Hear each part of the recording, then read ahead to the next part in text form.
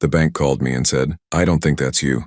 Your wife is here right now, with a man who looks just like you." I replied, "That's impossible. She's visiting her sick mom." The voice said, "Please come in right away. I'm glad to have you here. Follow my story until the end and comment the city you're watching from, so I can see how far my story has reached. My name is Edwin. I'm 49 years old, and I thought I knew my wife.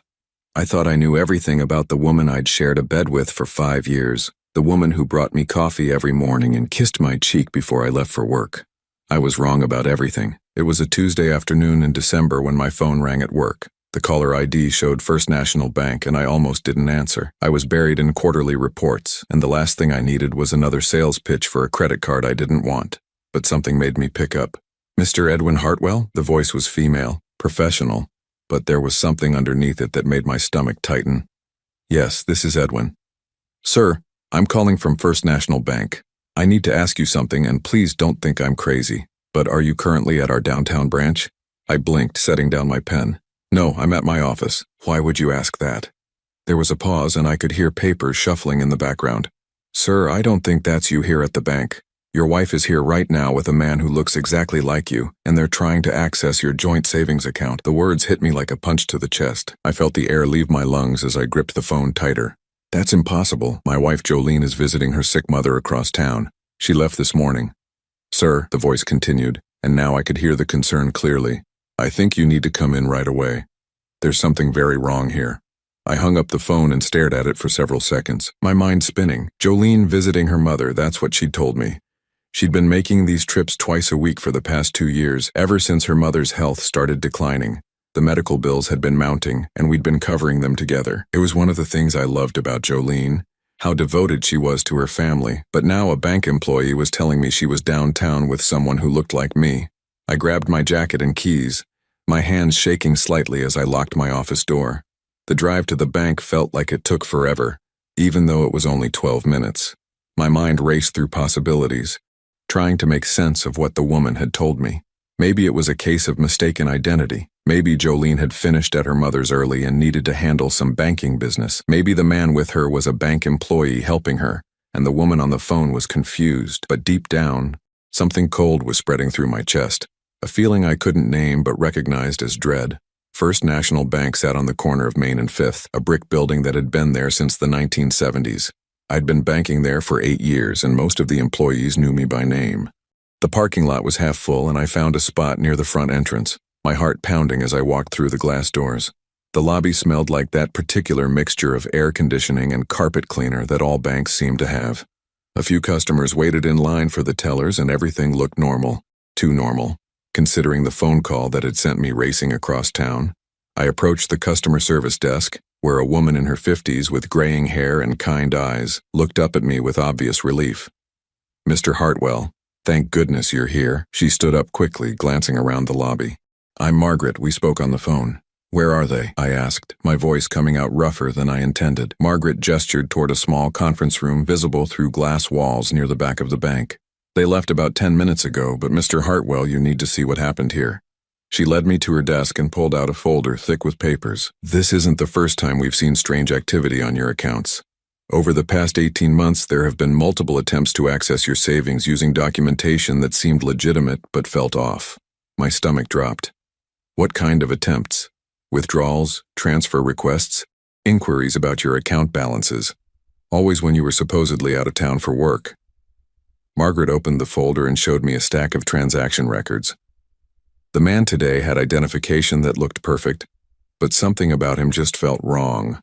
And when your wife couldn't answer basic security questions about your account history, I knew we had a problem. I stared at the papers, my vision blurring slightly. "What kind of security questions?" "The date you opened your first account with us, your mother's maiden name, the amount of your initial deposit. Basic things any spouse should know, especially since your wife is listed on the account." The cold feeling in my chest was spreading, reaching my fingertips.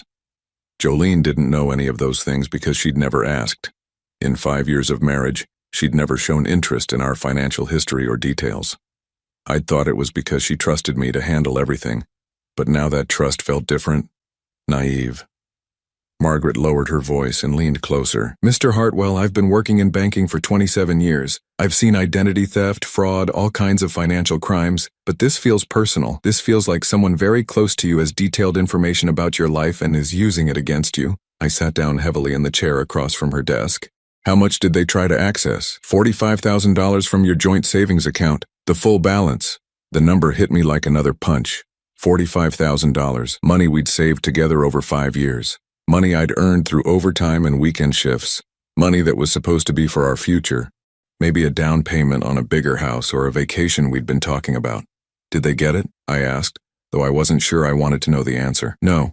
I stopped the transaction when something felt off, but Mr. Hartwell, they had all the right paperwork, identification, authorization forms, even what looked like a power of attorney document giving your wife permission to make large withdrawals. I rubbed my forehead, feeling the beginning of a headache. I never signed any power of attorney. Margaret nodded grimly. That's what I was afraid of. She pulled out another sheet of paper. This one a photocopy of a driver's license. This is the ID the man presented. I stared at the license and my blood went cold. The name was mine, Edwin Michael Hartwell. The address was correct. Even the height and weight were accurate, but the face in the photo, while incredibly similar to mine, was subtly wrong. The nose was slightly different, the jawline a bit broader, the eyes set just a fraction wider apart. This man looks like your twin brother, Margaret said quietly. I don't have a twin brother, I replied automatically. But even as I said it, something was nagging at the back of my mind. Something Jolene had mentioned once years ago about family she didn't talk about. Family that was complicated, she'd said, and left it at that. Margaret handed me one more paper. There's something else you need to see. This morning, before they arrived, we received a call from someone claiming to be you, asking about procedures for large withdrawals. The caller knew details about your account that only you should know. I looked at the call log she showed me. The timestamp was 9:47 this morning. At 9:47 this morning, I was in my office, reviewing budget reports for my department. I had proof of that, timestamps on emails I'd sent, a conference call I'd joined at 10 o'clock. Someone's been watching you, Mr. Hartwell, Margaret said softly. Someone's been learning your routines, your schedule, your personal information, and they've been planning this for a long time. I stood up slowly, my legs feeling unsteady. The bank lobby around me looked different now, like I was seeing it through fog. Everything I'd thought I knew about my life, about my marriage, about my wife was shifting beneath my feet. What do I do now? I asked. Margaret's expression was sympathetic but firm. You go home and you look for things that don't belong. You check your mail, your documents, your personal papers, and Mr. Hartwell, you think very carefully about who has access to your life. I thanked her and walked back to my car, my mind reeling. The drive home took forever and no time at all. I kept thinking about Jolene's twice-weekly visits to her sick mother, how devoted she was, how she never let me come along because her mother was too weak for visitors, how she always seemed to know exactly when I'd be working late or traveling for business. As I pulled into our driveway, I noticed Jolene's car wasn't there yet. She was probably still at her mother's, or maybe she was somewhere else entirely. Maybe she'd never been at her mother's at all. I unlocked the front door and stepped into the house we'd shared for 5 years. Everything looked the same, the beige sofa we'd picked out together, the coffee table with her magazines, the family photos on the mantel. But now it all felt like a stage set, like props in a play I didn't know I was performing in. I walked into our bedroom and opened Jolene's closet, though I wasn't sure what I was looking for. Her clothes hung neatly, her shoes lined up on the bottom shelf. Everything normal, everything as it should be. Then I opened my own closet and my breath caught in my throat. Hanging in the back, behind my winter coats, was a gray sweater I'd never seen before, and next to it, a pair of jeans that weren't mine but would fit me perfectly. The clothes looked exactly like something I would wear. The same brands I preferred, the same style, but I'd never bought them. Someone else had been wearing my clothes. Someone who needed to look like me. I sank onto the edge of the bed. Margaret's words echoing in my head. Someone's been watching you. Someone's been learning your routines. As I sat there in the bedroom I'd shared with my wife for 5 years, surrounded by furniture we'd chosen together and memories we'd built together, I realized I had no idea who Jolene really was. And I was terrified to find out. I waited for Jolene to come home, sitting at our kitchen table with a cup of coffee that had long gone cold. The gray sweater and jeans I'd found in my closet lay spread out on the chair across from me. Physical evidence that my life wasn't what I thought it was. Every few minutes I checked my phone, watching the minutes tick by, wondering where my wife really was and who she was with. She walked through the front door at 6:37, exactly when she always did after her mother visits. I heard her keys hit the small dish by the entrance, heard her heels click across the hardwood floor, heard her call out in that same cheerful voice I'd fallen in love with 5 years ago. "Edwin, honey, I'm home. How was your day?" "In the kitchen," I called back, my voice steadier than I felt. Jolene appeared in the doorway, and for a moment I just looked at her. Really looked at her. She was 34 years old, with shoulder-length blonde hair that she kept perfectly styled, green eyes that always seemed to sparkle with warmth, and a smile that had made me feel like the luckiest man in the world. She was wearing a navy blue dress I'd complimented her on just last week, and she looked exactly like the woman I'd married. But something was different. Now that I was looking for it, I could see a tightness around her eyes, a carefully controlled quality to her movements that I'd never noticed before. "How's your mother?" I asked, gesturing for her to sit down. Jolene's smile flickered for just a fraction of a second before returning full force. "Oh, you know how it is. Some days are better than others. The physical therapy is helping, but she gets so tired." She moved toward the refrigerator, not sitting down. "Dr. Martinez thinks we might need to increase her medication again." I nodded, watching her face carefully. "That's expensive." "Well, it's family," she said, her back to me as she reached for a bottle of water. "We do what we have to do." "What's her doctor's full name again? I might want to call and ask about payment plans." Jolene froze for just a moment, her hand still on the refrigerator handle. "Oh, honey, you don't need to worry about that. I handle all the medical stuff. You know how confusing all those insurance forms can be." She turned around with a bright smile, but I caught something in her expression that made my stomach clench. It was the look of someone who'd been caught off guard and was buying time to think. "Actually, I called the insurance company today," I said, keeping my voice casual. "They said there's a problem with Mom's coverage." "What kind of problem?" Jolene's voice was still light, but she was gripping the water bottle tighter than necessary. "They said her policy was canceled 8 months ago for non-payment." The silence that followed stretched between us like a taut wire. Jolene blinked once, twice, and I watched her face carefully. A skilled liar would have had a ready response, an explanation about insurance mix-ups or billing errors, but Jolene looked genuinely shocked, like she'd been slapped. "That can't be right," she said finally. "I've been paying those premiums every month." "With what money?" I asked quietly. "Because I looked at our bank statements, Jolene. $3,000 every month for medical expenses, but if there's no insurance coverage, where's that money been going?" The water bottle slipped from her hands and clattered to the floor. Neither of us moved to pick it up. Jolene stared at me, and for the first time since I'd known her, I saw fear in her green eyes. "Edwin, I can explain," she said, but her voice was different now, smaller, less sure. "Can you? Because I had an interesting conversation at the bank today." Her face went pale. "The bank?" "Someone tried to withdraw $45,000 from our savings account today. A man who looked exactly like me, accompanied by my wife. But here's the thing, Jolene. I was at work all day and you told me you were with your mother." She sat down heavily in the chair across from me, right on top of the gray sweater I'd found. She didn't seem to notice, or maybe she did and was trying to hide it. Her hands were shaking now and she clasped them together on the table. "This is all a misunderstanding," she said, but the words came out rushed. Desperate. "There must be some kind of identity theft. Someone's been using our information." I reached across the table and gently moved her hands aside, revealing the gray sweater beneath them. "Is this yours?" I asked. Jolene's breath caught in her throat. She stared at the sweater like it was a snake that might bite her. I've never seen that before. It was in my closet, Jolene, in the back, behind my winter coats, along with a pair of jeans that aren't mine but would fit me perfectly. Someone's been keeping clothes in our house that are meant to make them look like me." The fight went out of her all at once. Her shoulders sagged, and she put her face in her hands. For a moment, I thought she was going to cry, and despite everything, I felt a surge of sympathy.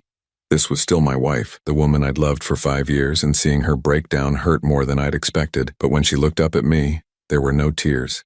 Just a kind of calculating resignation, like she was deciding how much truth to tell me.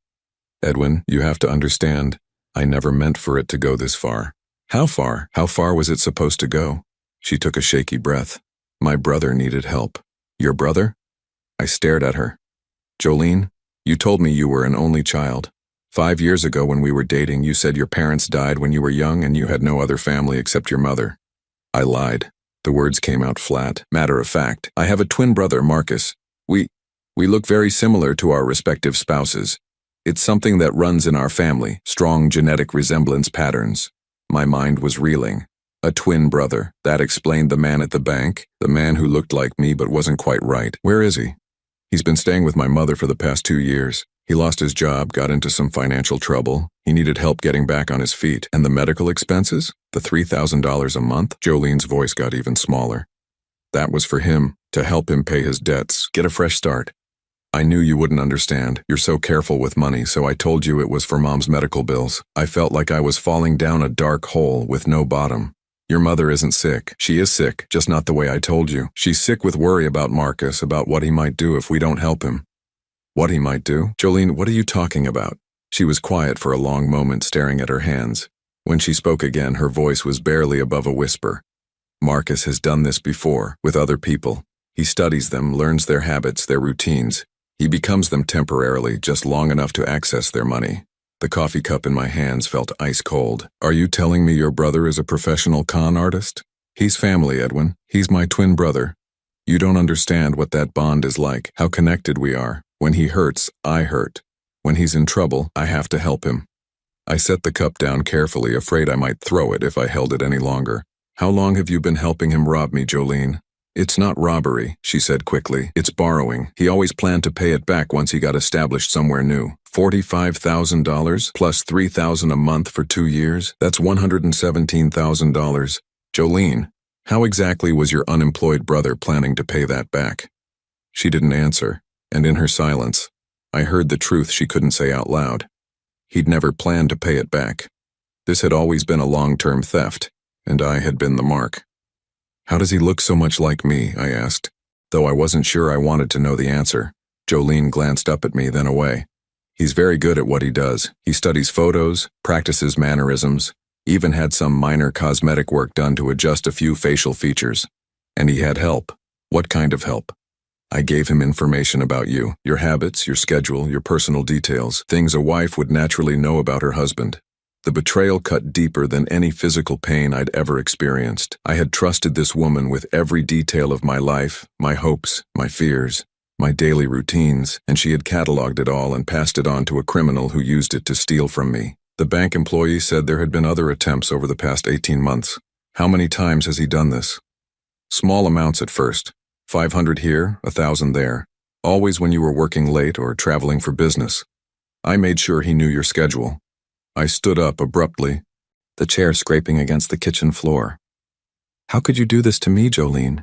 How could you sit across from me every morning, kiss me goodbye every day, lie in bed next to me every night, knowing what you were doing? For the first time, she looked genuinely remorseful.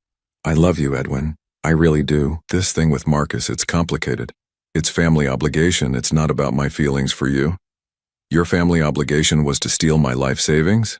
No, it was supposed to stop after he got enough to relocate. But he kept needing more. And Mom kept saying he was almost ready to go legitimate. And I kept thinking just one more time, just a little bit more, and then it would be over. I walked to the kitchen window and stared out at our backyard, the small garden we'd planted together last spring, the patio furniture we'd picked out for summer barbecues. Everything looked normal, but nothing was real anymore. Where is he now? I asked without turning around. I don't know. After the bank thing didn't work today, he was supposed to call me, but he hasn't. And your mother? Is she even involved, or is she just another victim? Jolene's voice was barely audible. She raised us to look out for each other. She's always protected Marcus, made excuses for him. She knew what we were doing. I turned back to face her. We? Jolene, you keep saying we like you're equally guilty. You are equally guilty. You chose this. You chose to betray your husband to help your criminal brother steal from the man who loved you. She started crying then, quiet tears that streaked down her cheeks. I know how it sounds. But you don't understand what it's like to have someone you love be so desperate, so lost. I thought I could help him and protect you at the same time. Protect me? You've been robbing me for 2 years.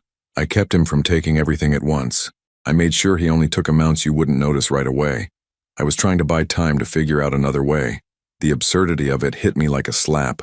She thought she'd been protecting me by managing the pace of the theft. She thought she was being considerate by stealing smaller amounts over a longer period instead of taking everything at once. I need you to leave, I said quietly. Edwin, please. Let me explain everything. Let me help you understand. You've explained enough. I need you to pack a bag and go stay somewhere else tonight. I need time to think. Jolene wiped her eyes and nodded. Can I come back tomorrow? Can we talk about this more when you've had time to process? I looked at her, this woman I'd loved and trusted and planned to spend my life with, and realized I didn't know who she was at all. The person sitting in my kitchen was a stranger who looked like my wife, but had been lying to me for years. I don't know, I said honestly. I don't know anything anymore. As she gathered her things and prepared to leave, I wondered what else I didn't know. What other lies had she told me? What other secrets was she keeping? But what scared me most was the thought that this might not be over, that Marcus, wherever he was, might not be finished with me yet. I didn't sleep that night, how could I? Every sound in the house made me jump, and every creak of the floorboards had me wondering if someone was trying to break in. The gray sweater and jeans still lay on the kitchen table where I'd left them, physical proof that my life had been invaded by a stranger who looked like me. At 3 in the morning, I gave up on sleep and made coffee. As I sat at my kitchen counter, staring out at the dark street, I realized I needed answers. Real answers. Not the carefully parsed half-truths Jolene had fed me. If I was going to figure out how deep this went, I needed to do some investigating of my own. I started with the obvious place, our home office. Jolene handled most of our household paperwork, and I'd always been grateful for that. She was organized, detail-oriented, and I trusted her to manage everything from insurance policies to tax documents. Now that trust felt like the biggest mistake of my life. The file cabinet was locked, which should have been my first clue. In 5 years of marriage, I'd never once seen Jolene lock that cabinet. When I asked about it once, she'd laughed and said she was protecting our important documents from burglars, as if anyone would break in just to steal our mortgage papers. It took me 20 minutes to find the key, hidden in the back of her jewelry box behind a pair of earrings I'd given her for our 3rd anniversary. My hands were shaking as I unlocked the cabinet, though I couldn't tell if it was from caffeine or nerves. The first folder I pulled out was labeled Medical Expenses, in Jolene's neat handwriting. Inside were dozens of invoices, all apparently from Dr. Martinez's office, all billing for her mother's ongoing treatment. The amounts were staggering. $3,200 for physical therapy, $2,800 for specialist consultations, $4,100 for emergency treatments. But as I looked closer, something didn't add up. The letterhead was wrong. Slightly off-center, the font not quite matching the clinic's website that I pulled up on my phone, and the invoice numbers followed a pattern that seemed too neat, too sequential. These weren't real medical bills. They were forgeries. The second folder was worse, much worse. It was labeled Property Management and contained documents I'd never seen before. A deed transfer form for our house dated just 6 months ago, showing that the property had been transferred from both our names to just Jolene's name. Below that, a mortgage refinancing agreement that I'd apparently signed, taking out a home equity loan for $190,000 against the house. I stared at the signature on the refinancing paperwork. It looked like mine, but I'd never signed this document. I'd never even seen it before this moment. My house, the house I'd lived in for 8 years, the house I'd bought 2 years before I even met Jolene, was no longer legally mine. The third folder made my blood run cold. It contained copies of identification documents for someone named Marcus Reeves. Driver's license, social security card, passport, even a birth certificate. But the photo on the driver's license showed the face I'd seen at the bank. The man who looked like me but wasn't quite right. Attached to the ID documents was a handwritten note in Jolene's writing. Practice schedule. Edwin leaves for work 7:45 a.m. Monday, Friday. Gym Tuesdays, Thursdays, 6:30 p.m. Business trips first week of every month. Favorite restaurants, Romano's, Friday nights. Coffee shop on 5th Street, Saturday mornings. Signature practice on back. I flipped the paper over and my stomach dropped. Someone had been practicing my signature over and over, getting progressively better at mimicking my handwriting. At the bottom of the page, in perfect imitation of my signature, were the words, Edwin Michael Hartwell, repeated dozens of times. But there was more, a timeline written in Jolene's hand, showing dates and activities going back 2 full years. Month 1 to 3, information gathering phase, establish trust and daily routines. Month 4 to 8, documentation collection, copy important papers, establish banking patterns. Month 9 to 12, small withdrawals begin, test security measures and response times. Month 13 to 18, increase withdrawal amounts, establish medical emergency narrative. Month 19-24, property transfer and equity extraction, prepare for final phase. Month 25 plus, complete asset transfer and relocation. I was looking at a 2-year plan to steal my entire life, written in my wife's handwriting. At the bottom of the timeline, in different handwriting that was darker and more aggressive, someone had added, "If Edwin becomes suspicious before completion, implement contingency plan. Make it look like an accident." My hands started shaking so badly I nearly dropped the papers. Contingency plan. Make it look like an accident. They weren't just planning to rob me. If I got too close to the truth, they were planning to kill me. I grabbed my phone and called the number Margaret at the bank had given me, even though it was 4 in the morning. It went straight to voicemail, so I left a message asking her to call me as soon as possible. Then I called the police. 911, what's your emergency? I need to report identity theft and fraud, I said, trying to keep my voice steady, and possibly a conspiracy to commit murder. The officer who came to my house was named Detective Sarah Chen, a woman in her 40s with sharp eyes and a no-nonsense manner. She sat at my kitchen table looking through the documents I'd found while I told her everything that had happened. "Mr. Hartwell," she said when I finished, "you're lucky you found these when you did. Based on this timeline, you were very close to the final phase of their operation. What would the final phase have involved? Complete disappearance of your assets, and quite possibly your disappearance as well. That note about making it look like an accident, we take those threats very seriously." Detective Chen photographed every document, then carefully placed them in evidence bags. "We'll need to coordinate with the FBI on this. Interstate fraud, identity theft, conspiracy. This is much bigger than a local case. What about Jolene and her brother? We'll put out a bolo, be on the lookout alert, for both of them. Do you have any idea where they might have gone?" I thought about it. In 5 years with Jolene, she'd never mentioned friends or family beyond her mother and the brother she'd claimed didn't exist. She'd always said she was a private person, that she preferred small social circles. Now I realized it was because she'd been lying about her entire background. "Her mother," I said suddenly. "She's been visiting her mother twice a week for 2 years. If that woman even exists, she might know where they went." Detective Chen nodded. "We'll need that address." I gave her the address Jolene had given me for her mother's apartment. Though I realized now I had no idea if it was real. Everything Jolene had told me was suspect. "Mr. Hartwell, I want you to understand something," Detective Chen said as she gathered her paperwork. "The people who did this to you are sophisticated criminals. This wasn't a crime of opportunity or desperation. This was a carefully planned, long-term operation designed to steal your entire life savings and possibly your life itself. How long do you think they've been doing this? Based on the level of organization and the quality of the forged documents, this isn't their first time. There are probably other victims out there who don't even know they've been robbed yet." After Detective Chen left, I sat alone in my house, or what used to be my house, trying to process everything I'd learned. The woman I'd loved for 5 years was a professional criminal. The life we'd built together was an elaborate con game. Even the house I was sitting in had been stolen from me through forged documents and identity theft. But what scared me most was realizing how close I'd come to losing everything, including my life. If I hadn't gotten that call from the bank, if Margaret hadn't been suspicious, if I hadn't found those documents when I did, I might have disappeared entirely. Another accident victim in a scheme that had probably claimed other lives. My phone rang just after 7 in the morning, Margaret from the bank. "Mr. Hartwell, I got your message. Are you all right? I'm alive." "Which is apparently better than I should have expected," I said, and told her about what I'd found. "Dear God," she said, when I finished. "Mr. Hartwell, there's something else you need to know. I did some more research after you left yesterday, and I found evidence of similar attempts at other banks in the area. Different names, different faces, but the same pattern. Couples where one spouse gradually gains access to all the other's financial information, then a man appears who looks remarkably like the victim." "How many other cases?"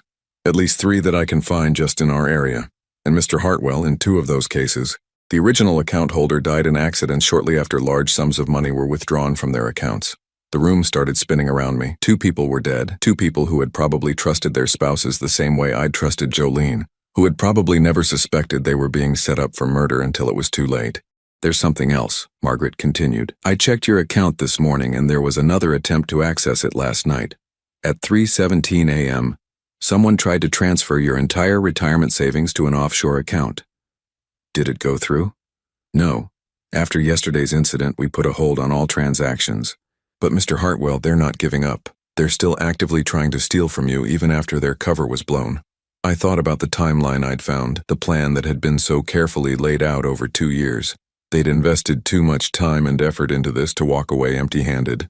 They were going to keep coming for me until they got what they wanted or until someone stopped them. What do I do now? I asked. You stay somewhere safe and you let the police handle this. But Mr. Hartwell, you need to understand that these people are desperate now. Their plan failed, their cover is blown, and they've got nothing left to lose. That makes them extremely dangerous.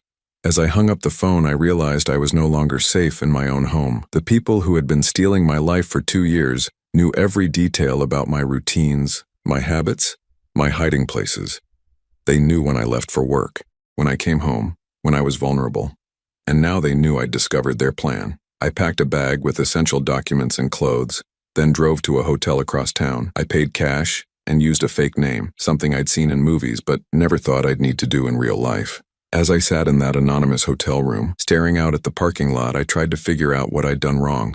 How had I been so blind? How had I lived with someone for 5 years without seeing who she really was? But the more I thought about it, the more I realized that Jolene hadn't just been pretending to love me. She'd been studying me, learning my weaknesses, my blind spots, my capacity for trust. Every kiss, every conversation, every moment of intimacy had been data collection for a criminal operation. I'd been married to a predator who looked like the woman of my dreams. And somewhere out there, she and her brother were planning their next move. I stayed in that hotel for 3 days, jumping at every sound in the hallway, checking the locks on my door every few hours. Detective Chen called twice daily with updates, but the news wasn't good. Jolene and Marcus had vanished completely. The address Jolene had given me for her mother's apartment turned out to be a vacant unit that had been empty for 6 months. The bank account they'd tried to transfer money to was closed within hours of the failed attempt, and the trail went cold there. But on the 3rd day, Detective Chen called with news that made my blood run cold. Mr. Hartwell, we need to meet. There's something you need to see, and it's not something I want to discuss over the phone. We met at a coffee shop downtown, far from anywhere Jolene would know to look for me. Detective Chen looked tired, like she'd been working around the clock, and the folder in her hands was thick with new documents. We've been investigating the other cases I mentioned, she said, sliding into the booth across from me, and we've uncovered something much bigger than we initially thought. She opened the folder and pulled out a series of photographs. Do you recognize any of these people? I looked at the photos, 3 couples all appearing happy and in love. In each photo, the women looked different hair colors, different styles of dress, different facial structures, but something about their expressions was familiar, a calculating quality in their eyes that reminded me of Jolene. I don't recognize them, I said. Look closer at the men. I studied the male faces in the photos and my stomach dropped. They all looked like variations of the same person, different hairstyles, different clothing, but the same basic bone structure, the same facial proportions. They looked like brothers. These are all Marcus? I asked. We think so. We think Marcus Reeves, or whatever his real name is, has been assuming different identities and targeting men who fit a specific profile.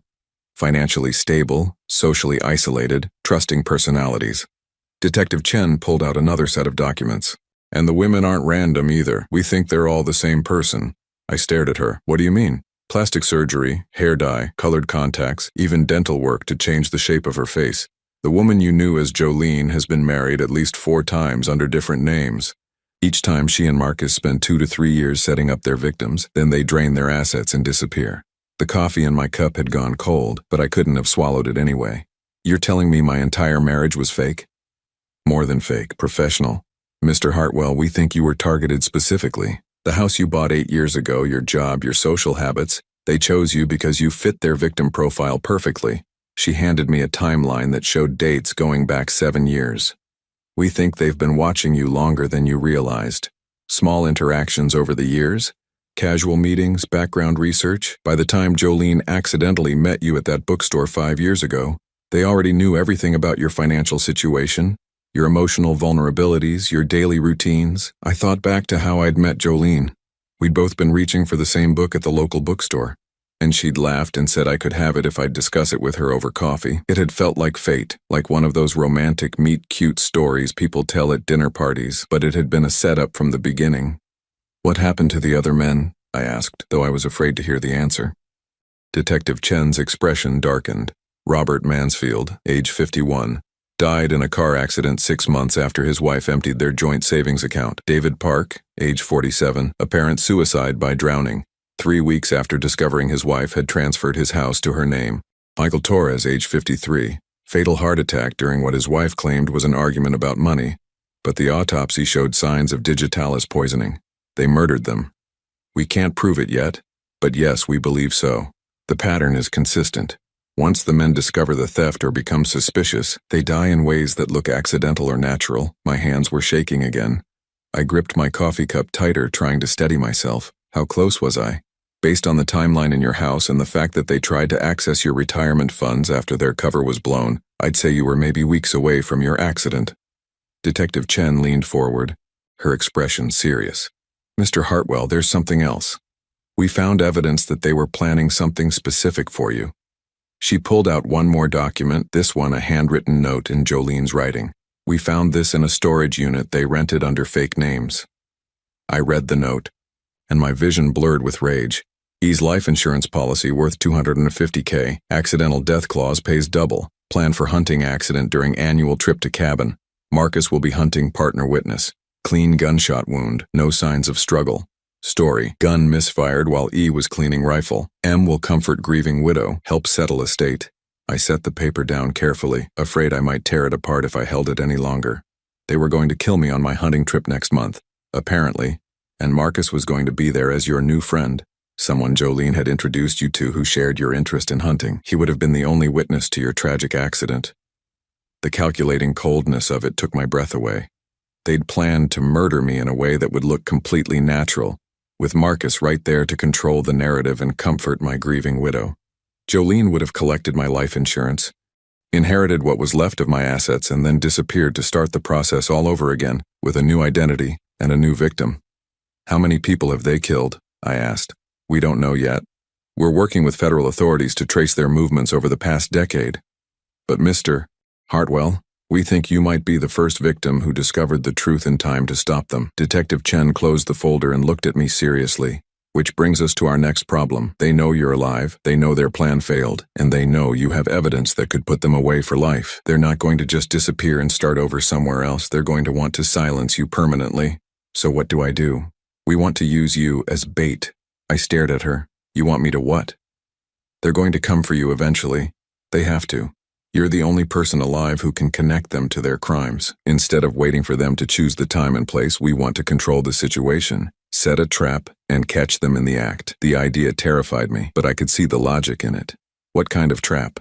We'll set up surveillance and put you back in your normal routine, but with undercover protection. When they make their move, we'll be ready. And if something goes wrong, if they get to me before you can stop them? Detective Chen's expression was grim but determined. That's a risk. But Mr. Hartwell, these people have killed at least 3 men, possibly more. If we don't stop them now, they'll keep doing this. They'll find new victims, new identities, and the cycle will continue.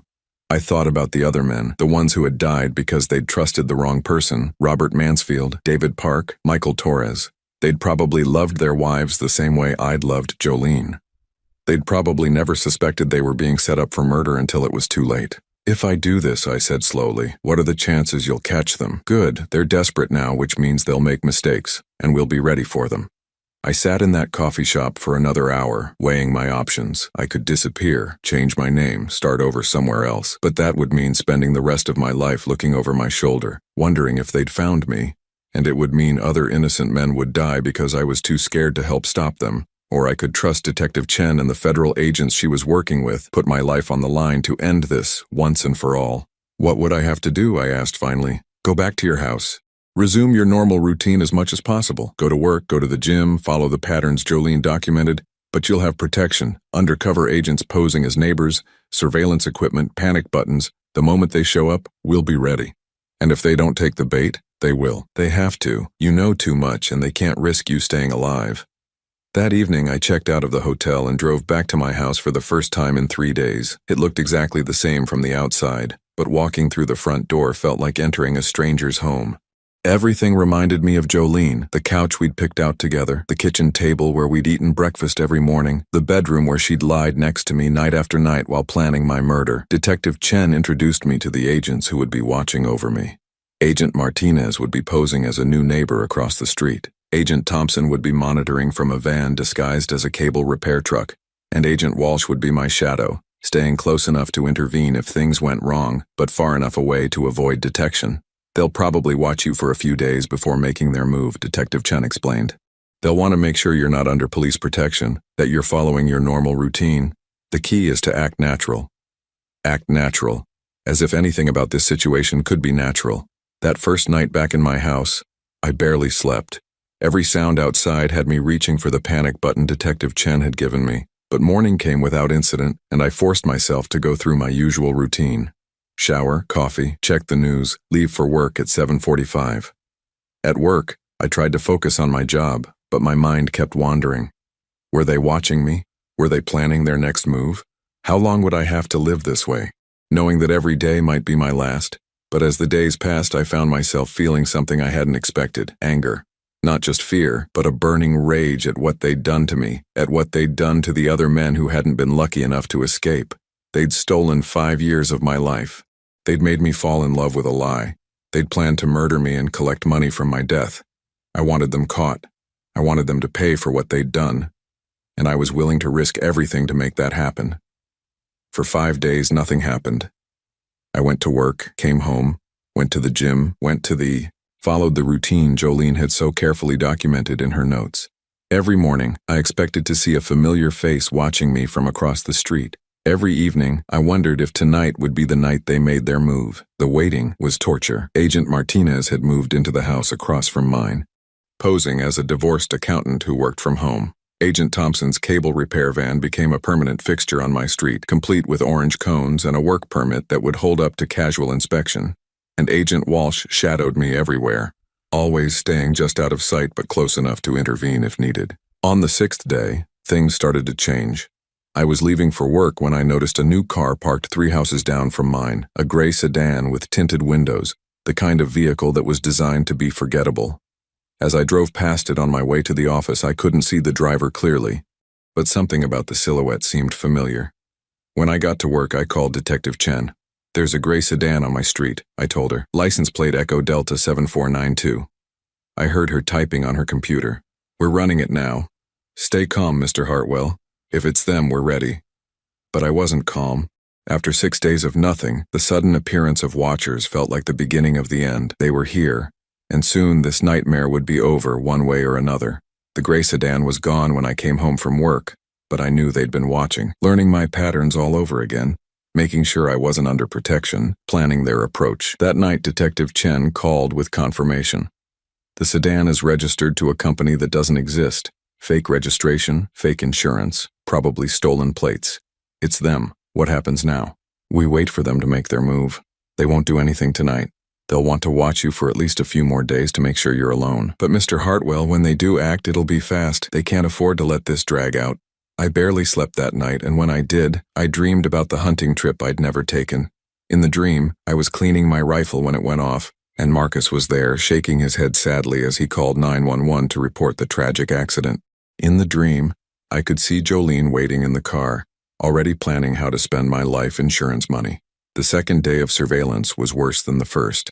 The gray sedan was back, this time with a different license plate, and I spotted it following me to work at a discreet distance. When I went to the gym after work, it was there in the parking lot. When I stopped for groceries, it followed me to the store. They weren't even trying to be subtle anymore.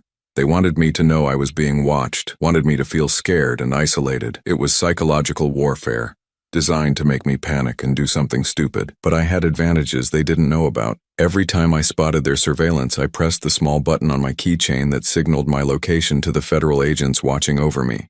Every route I took was being monitored by people who were far better at this game than Marcus and Jolene. On the 3rd day, the pattern changed again. I was at work when my secretary, Linda, knocked on my office door. "Mr. Hartwell, there's a woman here to see you. She says she's your wife." My blood went cold.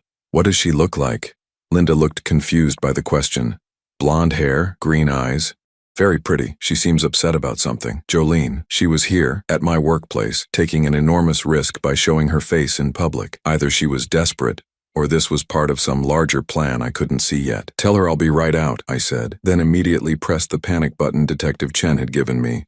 I walked to the lobby on unsteady legs, my heart pounding so hard I was sure everyone could hear it.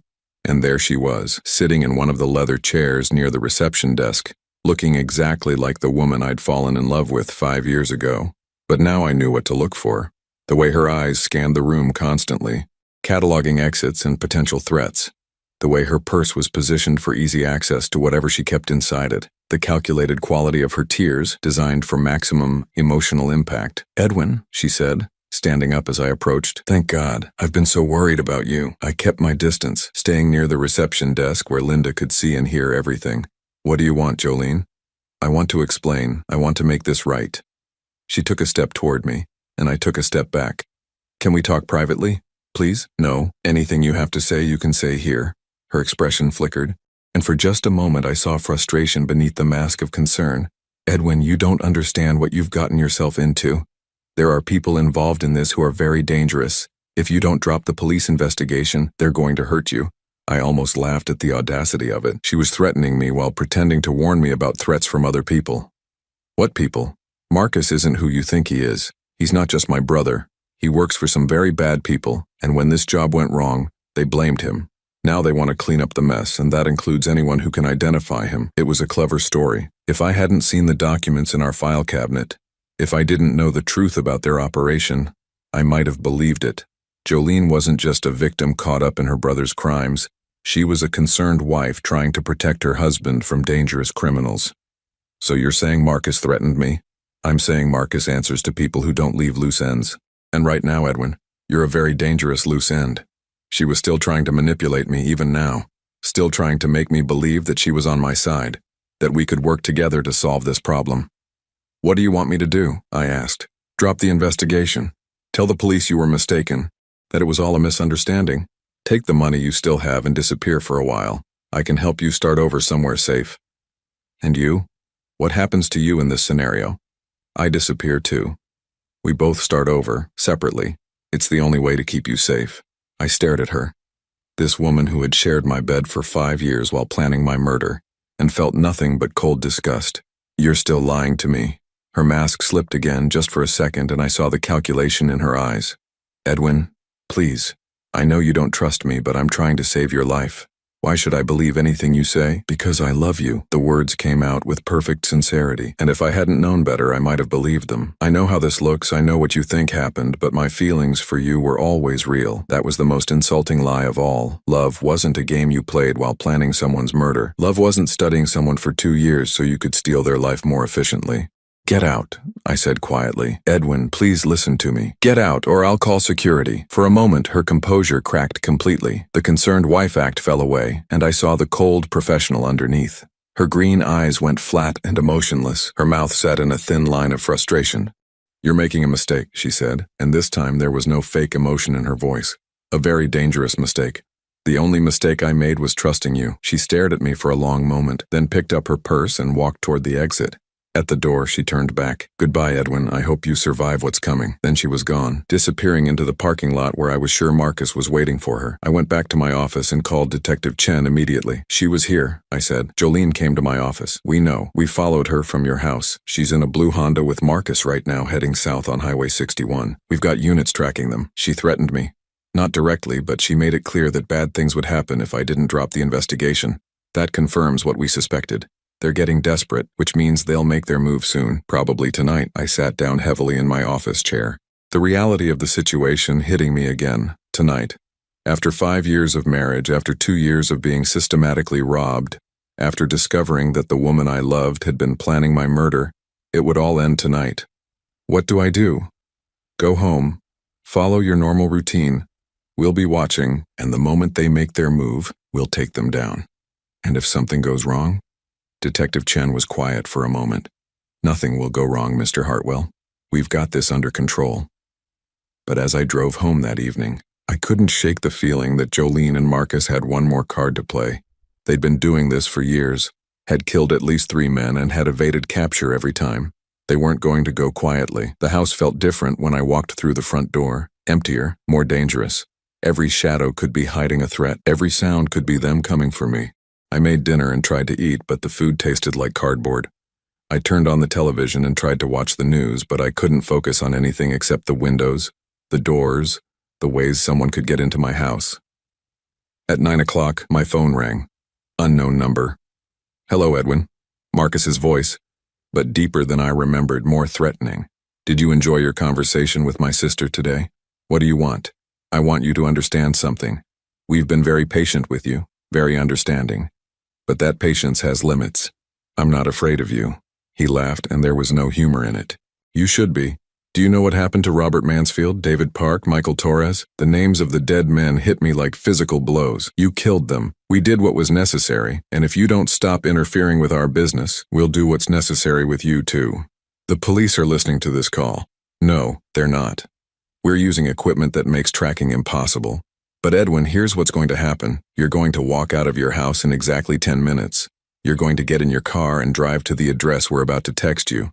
You're going to come alone, and you're going to bring every piece of evidence you think you have against us. And if I don't, then we'll come to you, and when we do, it won't be quick. The line went dead. A few seconds later, my phone chimed with a text message containing an address I didn't recognize. I stared at the phone, my hands shaking. They wanted to meet face to face, to end this once and for all. But they didn't know about the federal agents watching my house. Didn't know that every move they made was being monitored. I pressed the panic button and waited for my phone to ring. Mr. Hartwell? Detective Chen's voice. They want to meet tonight. They're going to text me an address. We heard. We've been monitoring all cell traffic in your area. Don't go to that address. Mr. Hartwell, it's a trap. But what if they come here instead? Then we'll be ready for them. Trust me, this is almost over. I hung up and sat in my living room, waiting. The house was completely quiet except for the sound of my own heartbeat pounding in my ears.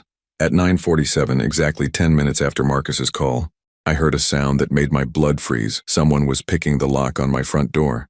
The soft scratching sound at my front door was almost inaudible, but in the silence of my house, it might as well have been a fire alarm. I pressed the panic button 3 times in rapid succession, the signal Detective Chen had told me to use if they were actually inside my house.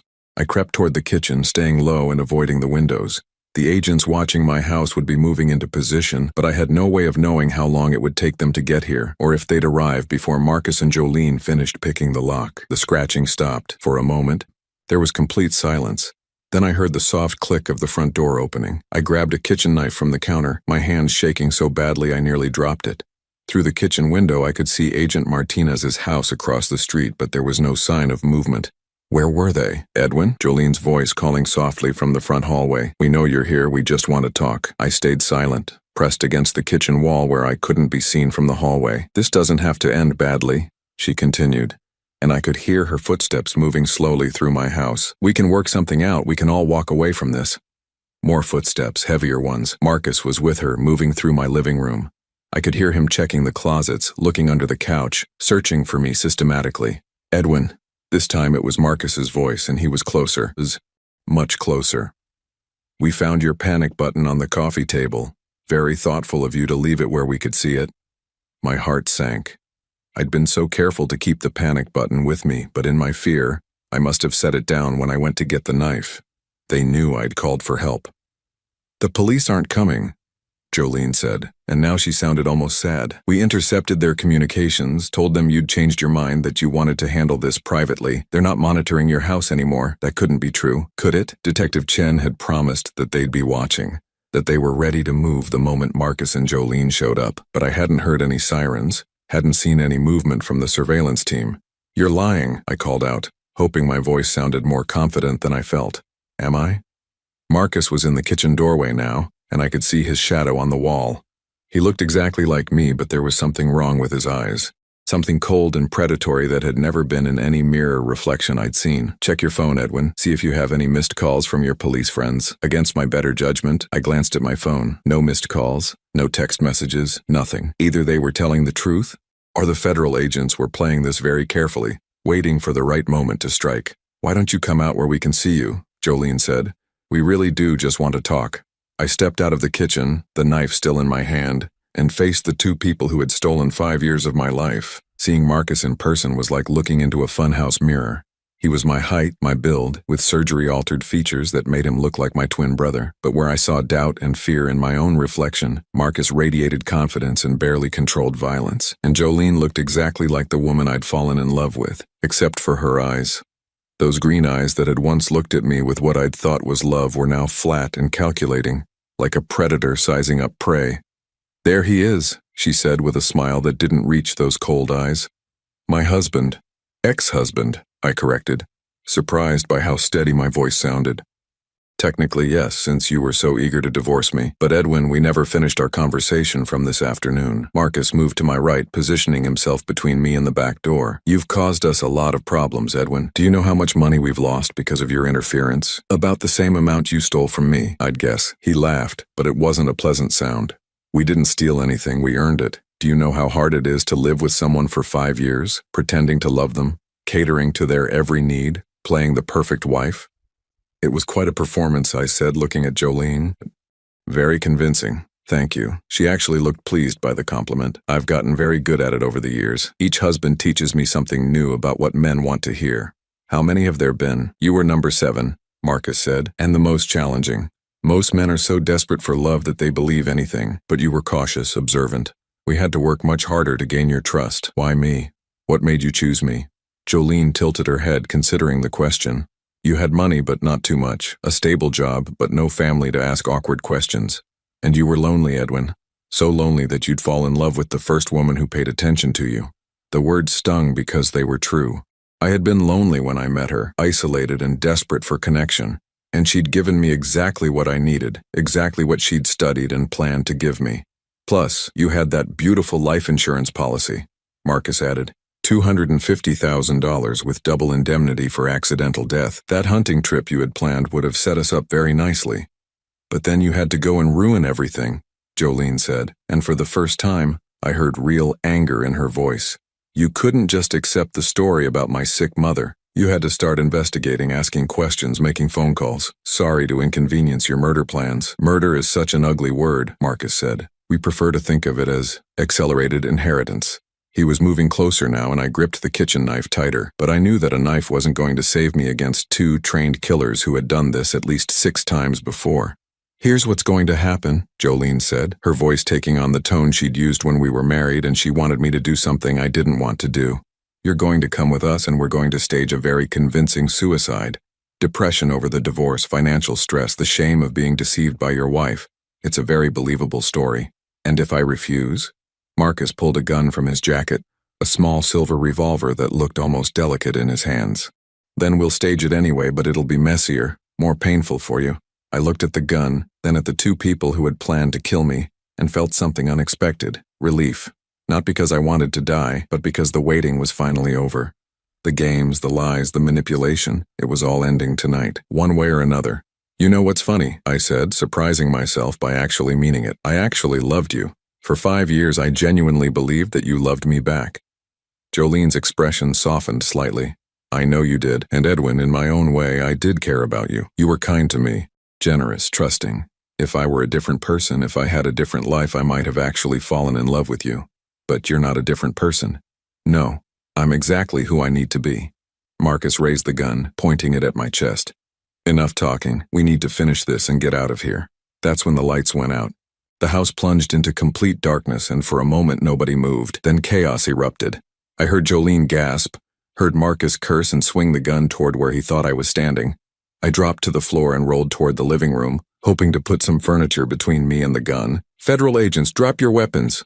The voice came from outside, amplified by a bullhorn, and suddenly my house was flooded with light from powerful spotlights pointed through every window. Edwin Hartwell, if you can hear this, stay down. More voices, from multiple directions. The front door exploded inward, and black-clad figures poured through the opening.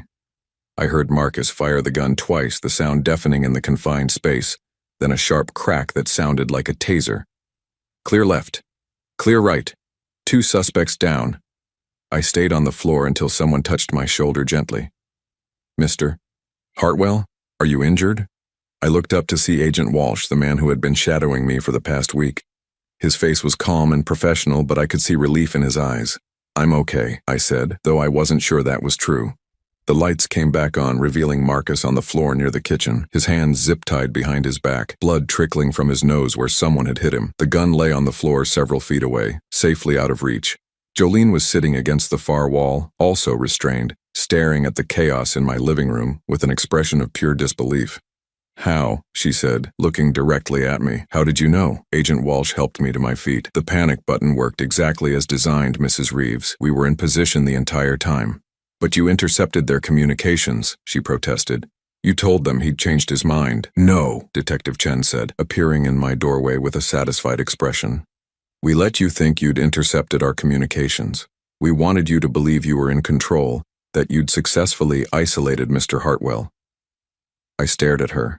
You knew they were coming. We've been tracking their movements since they left your office this afternoon. The phone call, the unlocked door, everything was part of a carefully orchestrated plan to get them inside your house where we could arrest them safely. Marcus was struggling against his restraints, his face twisted with rage. This isn't over. There are others. People you don't know about, people who will come for you. Actually, Detective Chen said, pulling out a thick folder. We've been quite busy while you've been focused on Mr. Hartwell. We've arrested 6 members of your organization in 4 different states. Your operation is finished. The look of shock on Jolene's face was almost worth 5 years of lies. As they led her toward the door, she stopped and looked back at me one last time. I meant what I said, Edwin. If things had been different, if I had been different, I might have actually loved you. But you're not different, I said, echoing her words from earlier. You're exactly who you chose to be. She nodded once, then looked away. After they were gone, after the statements were taken and the evidence collected, I sat alone in my living room, surrounded by the debris of the night's events. Agent Walsh had offered to arrange for me to stay in a hotel, but I'd declined. This was my house, and I wasn't going to let them drive me away from it anymore. Detective Chen appeared in my doorway one last time before leaving. Are you sure you're all right, Mr. Hartwell? I thought about it. My marriage had been a lie. My house had been stolen and would need to be legally recovered. My savings account had been emptied and my trust in other people had been shattered. But I was alive. And for the first time in 2 years, I knew exactly who I was and what my life was worth. I'm fine, I said.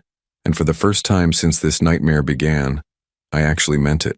6 months later, I received a letter from the federal prison where Jolene was serving her sentence, 25 years to life with no possibility of parole. Marcus had gotten life without parole after they'd connected him to 2 additional murders in other states.